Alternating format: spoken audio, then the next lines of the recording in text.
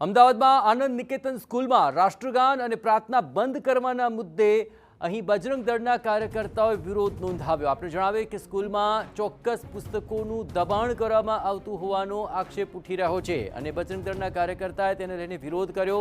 આપણે એ પણ જણાવ્યું કે થોડા દિવસ અગાઉ આ જ સ્કૂલમાં નાસ્તામાંથી કાચનો ટુકડો નીકળ્યો હતો અને વાલીઓએ ભારે હોબાળો મચાવ્યો હતો। આનંદ નિકેતન સ્કૂલના દરવાજા બંધ કરી દેવાયા તો બજરંગ દળના આગેવાનો ગેટ કૂદીને અંદર પ્રવેશ કરી ગયા અને આ કાર્યકર્તાઓ ગેટ અંદર પહોંચીને તાળા તોડી નાખ્યા હતા। કાર્યકર્તાઓના હોબાળા વચ્ચે બોડકદેવ પોલીસ સ્કૂલમાં પહોંચી હતી અને સમગ્ર મામલે તપાસ હાથ ધરી હતી।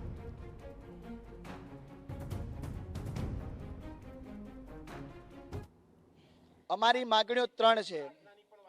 આ શૈક્ષણિક સંસ્થામાં ઇસ્લામિક પ્રચાર પ્રસાર બંધ થાય, ઇસ્લામિક વિચારધારા ધરાવતા લોકોને અહીંથી દૂર કરવામાં આવે અને આ શાળાની અંદર પ્રાર્થના અને રાષ્ટ્રગીત શરૂ કરવામાં આવે। અમારી ત્રણ માંગણીઓ છે। આપણું રાષ્ટ્રગાન ફરીથી શરૂ કરવામાં આવે, પ્રાર્થના શરૂ કરવામાં આવે અને આપણું જે સંસ્કૃતિ છે, જે 5000 વર્ષ જૂની સંસ્કૃતિ છે, એને આપણા બાળકોના શિક્ષણના હેતુથી એનું સિંચન કરવામાં આવે। અહીંયા આપ માંગણી કરવા આવ્યા હતા, ગેટ બંધ હતો, શું થયું? બજરંગ દળ છે, ક્યારેય કોઈ રીતે અટકતું નથી।